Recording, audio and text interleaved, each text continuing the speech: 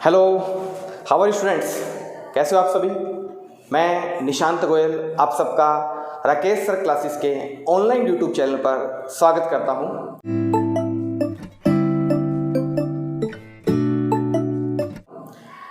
तो जैसा कि आप सभी को पता है, राकेश सर क्लासेस के द्वारा आप सभी की घर बैठे लॉकडाउन स्टडी कराई जा रही है।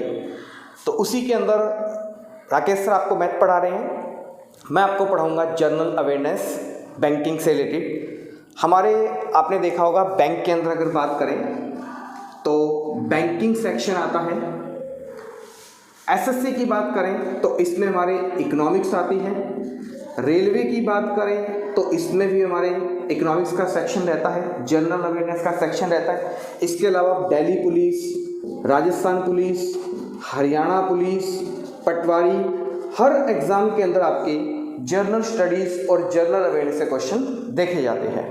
तो इसी कड़ी के अंदर हम अब कंटिन्यू स्टार्ट करते हैं हमारा टॉपिक। आज का हमारा टॉपिक है reserve bank of India.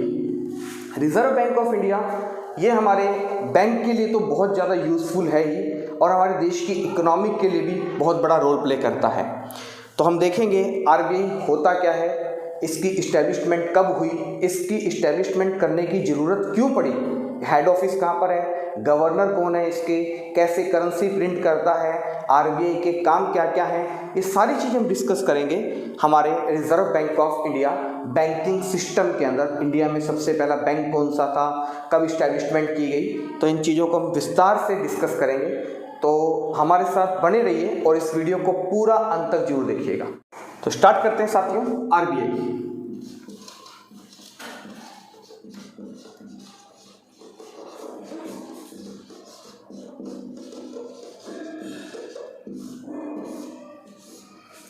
Reserve bank of India, RBI की बात करें साथियों तो सबसे पहला क्वेश्चन पूछा जाता है आरबीआई का हेड ऑफिस कहां पर है, आरबीआई का मुख्यालय कहां पर है। तो सबसे बेसिक और बिल्कुल जीरो से आपको पढ़ाया जाएगा।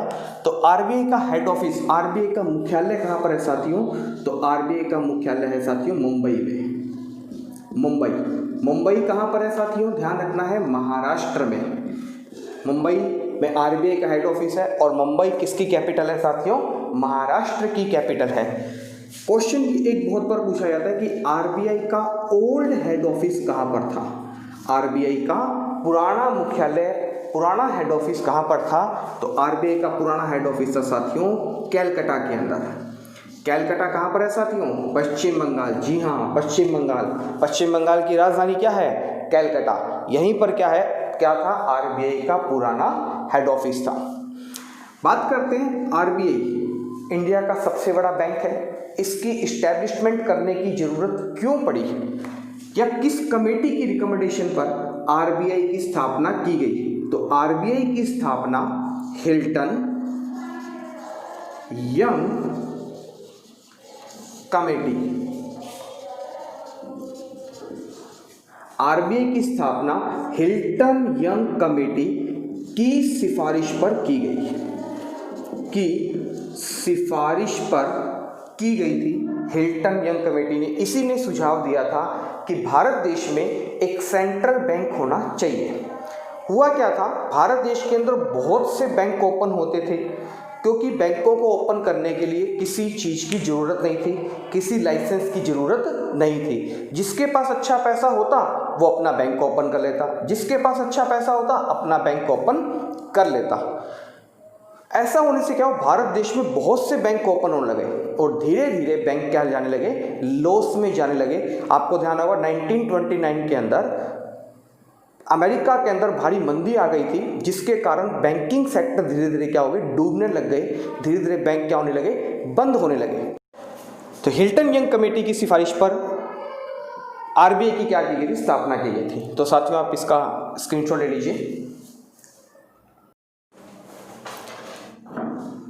ब्रिटिश बात करें, उस समय हमारे देश के अंदर ब्रिटिश गवर्नमेंट का राज था। ब्रिटिश गवर्नमेंट ने कहती थी कि हम इंग्लैंड में जो बैंक ओपन करते थे वो बहुत बढ़िया चलता है, लेकिन इंडिया में बैंक ओपन करते हैं वो कुछ समय के बाद बंद क्यों हो जाता है। इस चीज़ का पता लगाने के लिए ब्रिटिश गवर्नमेंट ने एक कमेटी बनाई जिसका नाम था हिल्टन यंग कमेटी। इस कमेटी को कहा कि आप पता लगाइए कि इंग्लैंड में ऐसा क्या कारण है कि वहाँ पर बैंक बहुत अच्छी ग्रोथ करता है और इंडिया में ऐसा क्या नहीं है जिसके कारण बैंक यहाँ पर ग्रोथ नहीं कर रहे हैं। हिल्टन यंग कमेटी ने बहुत देखा, छानबीन करी और फाइनल डिसीजन निकाला। क्या डिसीजन निकाला कि इंग्लैंड में बैंक चलने का एक कारण क्या है, इंग्लैंड में एक सेंट्रल बैंक है। क्या है? केंद्रीकृत बैंक है जो सभी बैंकों पर क्या करके रखता है, कंट्रोल करके रखता है। इंडिया में बैंक डूबने का कारण ये है कि सभी बैंक अपनी मनमर्जी कर रहे हैं, उन पर कंट्रोल करने के लिए कोई भी बड़ा सेंट्रल बैंक नहीं है। ब्रिटिश गवर्नमेंट को उनका ये सुझाव पसंद आया और हिल्टन यंग कमेटी ने कहा कि अगर इंडिया के अंदर भी बैंकिंग सिस्टम को स्ट्रॉन्ग करना है तो इसके लिए हमें इंडिया के अंदर एक सेंट्रल बैंक ओपन करना होगा, केंद्रीकृत बैंक ओपन करना होगा जो सभी छोटे बैंकों पर क्या करके रखे, अपना कंट्रोल करके रखे। ब्रिटिश गवर्नमेंट को उनकी ये बात पसंद आई तो ब्रिटिश गवर्नमेंट ने हिल्टन यंग कमेटी कब बनाई? 1926 में बनाई हिल्टन यंग कमेटी। इस कमेटी की सिफारिश पर भारत देश में रिजर्व बैंक ऑफ इंडिया क्या लेकर आए? एक्ट लेकर आए। क्या लेकर आए? RBI act. तो आरबीआई एक्ट कब आया? 1934 में क्या आया? RBI act. Most important line है साथियों, इसे रट लेना, याद कर लेना। आरबीआई एक्ट कब आया? 1934 में क्या आया? आरबीआई एक्ट आया। इसी के साथ आरबीआई की क्या हुई? स्थापना हुई। आरबीआई की स्थापना कब की गई? 1 अप्रैल 1935 को की गई साथियों। इसके बाद आरबीआई का क्या किया गया साथियों? राष्ट्रीयकरण किया गया। क्या किया गया साथियों? राष्ट्रीयकरण किया गया। कब किया गया? 1 जनवरी 1949 को आरबीआई का राष्ट्रीयकरण किया गया। आप इसका स्क्रीनशॉट ले लीजिए एक बार।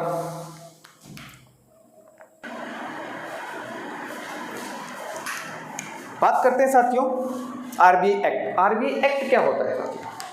देखो, हम कोई भी बिजनेस ओपन करते हैं, कोई भी कोचिंग सेंटर ओपन करते हैं, कोई कंपनी ओपन करते हैं, कुछ भी अपने नया वर्क करते हैं तो सबसे पहले हम क्या सोचते हैं? हम अपनी कंपनी के, अपने सेंटर के, अपने दुकान के, अपने इंस्टीट्यूट के नियम बनाते हैं सबसे पहले कि हमने अपनी शॉप का नाम क्या रखना है, वहाँ पर कौन कौन सी प्रोडक्ट्स बेचने हैं, किस प्रोडक्ट में कितना मार्जिन रखना है। या इंस्टीट्यूट ओपन करते हैं सबसे पहले हम सोचते हैं कि सेंटर का नाम क्या रखना है, ठीक है। इसके अलावा देखते हैं हम सेंटर में कौन कौन सी क्लासेस होंगी, किन की क्या फीस स्ट्रक्चर होगा, बच्चों के ऑनलाइन टेस्ट कब होंगे, बच्चों के ऑफलाइन टेस्ट कब होंगे, ये सारी चीज़ हम देखते हैं, नियम बनाते हैं सबसे पहले।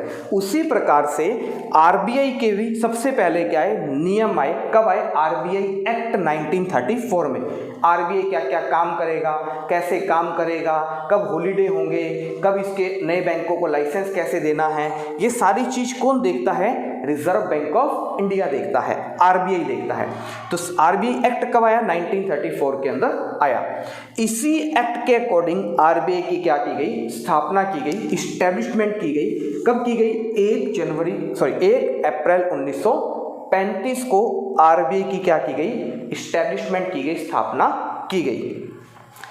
जब आरबीआई की स्थापना की गई तो आरबीआई एक कैसा बैंक था? प्राइवेट बैंक था। प्राइवेट बैंक के रूप में क्या की गई थी? इसकी स्थापना की गई थी। आप मुझे बताइए साथियों, 15 अगस्त 1947 को क्या हुआ था? जी हाँ साथियों, आप सभी का एक साथ जवाब होगा, हमारा देश आज़ाद हुआ था। आज़ादी के बाद क्या हुआ? हमारी गवर्नमेंट ऑफ इंडिया के सामने वही समस्या फिर खड़ी हो गई। गवर्नमेंट ऑफ इंडिया के सामने वही समस्या फिर खड़ी हो गई जो आज से 200 साल पहले हुई थी। ईस्ट इंडिया कंपनी भारत में आई और भारत सरकार को कहा कि क्या हमें आपके भारत देश में काम करने के लिए जगह मिल सकती है। भारत सरकार ने सोचा छोटी सी कंपनी है, काम करना चाहती है, इसको काम करने के लिए जगह दे देते हैं। लेकिन देखते देखते उस ईस्ट इंडिया कंपनी ने पूरे भारत देश को क्या बना लिया? अपना गुलाम बना लिया। इसी के अकॉर्डिंग आरबीआई ने सोचा कि वापस से कोई बहुत बड़ी प्राइवेट कंपनी हमें अपना गुलाम ना बना ले, हमें अपने अंडर में ना ले ले, इतनी मुश्किल से हमें आज़ादी मिली है। इसके लिए भारत सरकार ने एक नियम निकाला जिसे कहते हैं नेशनलाइजेशन, राष्ट्रीयकरण। जब भी आप इन फ्यूचर राष्ट्रीयकरण पढ़ो समझ जाना, राष्ट्रीयकरण नेशनलाइजेशन का मतलब क्या होता है।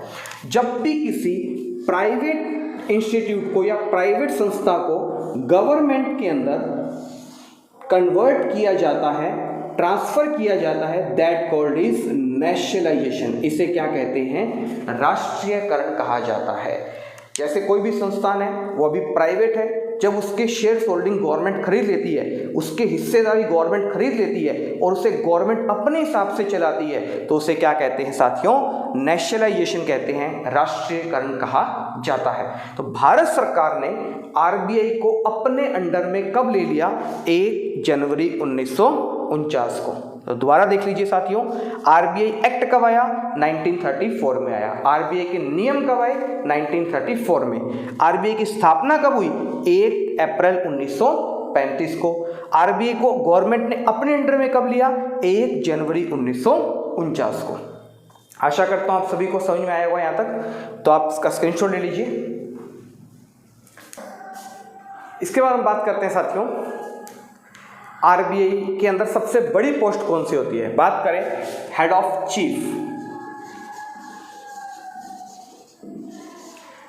आरबीआई के अंदर जो सबसे बड़ी पोस्ट होती है उसे कहते हैं गवर्नर। ध्यान रखना साथियों, उसे कहते हैं गवर्नर या हेड ऑफ चीफ।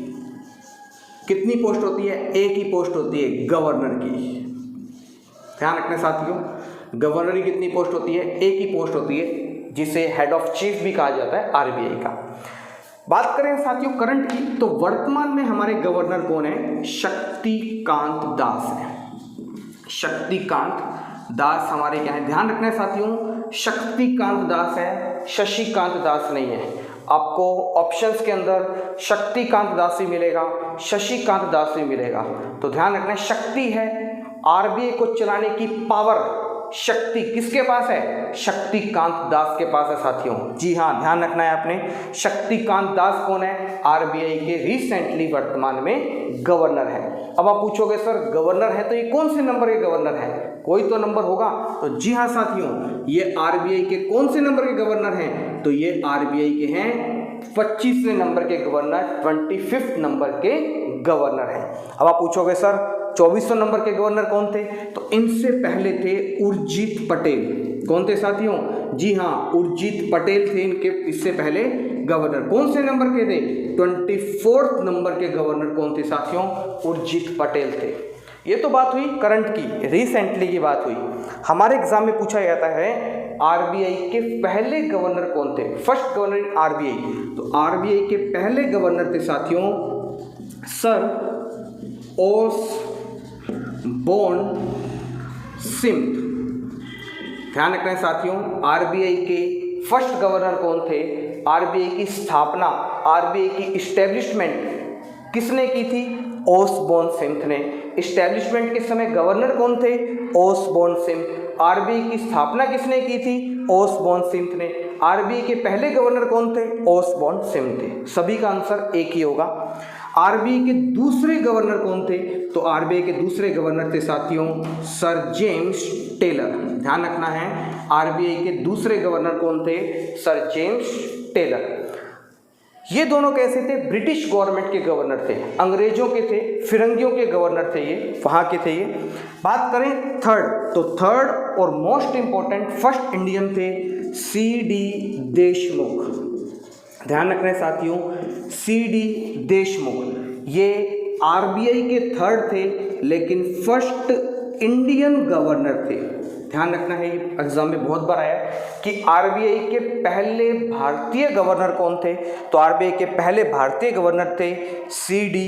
देशमुख थे साथियों। और आरबीआई के पहले गवर्नर कौन थे? सर ओसबोर्न सिम्थ थे। नोट कर लीजिए, स्क्रीनशॉट ले लीजिए अब इसका। बात करते हैं साथियों, बात है कि ओसबोर्न सिम्थ थे।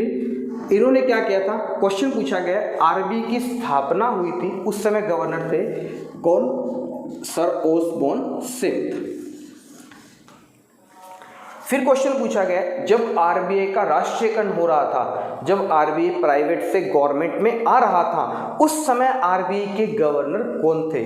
तो उस समय आरबीआई के गवर्नर थे साथियों सीडी देशमुख थे। ध्यान रखना है, मोस्ट इंपॉर्टेंट है ये कि इस्टेब्लिशमेंट के समय गवर्नर थे सर ओसबॉर्न सिंह और नेशनलाइजेशन के समय गवर्नर थे सीडी देशमुख थे साथियों। तो आपको ध्यान रखना है, वर्तमान में शक्तिकांत दास हैं आरबीआई के गवर्नर। तो आज के लिए आपके लिए इतना ही। नेक्स्ट क्लास में हम पढ़ेंगे आरबीआई के फंक्शन, आरबीआई के कार्य, आरबीआई क्या क्या काम करता है, कैसे कैसे वो वर्क करता है, आरबीआई के काम क्या है, मॉनेटरी पॉलिसी हम पढ़ेंगे, कितना लोन देता है, गवर्नमेंट के लिए कैसे काम करती है, बैंकों के लिए कैसे काम करती है, कौन कौन सी करेंसी आरबीआई प्रिंट करता है, ये सारी चीज़ हम देखेंगे साथियों। तो बने रहिए हमारे साथ। धन्यवाद साथियों, खुश रहें, स्वस्थ रहें, घर पर रहें। Thank you.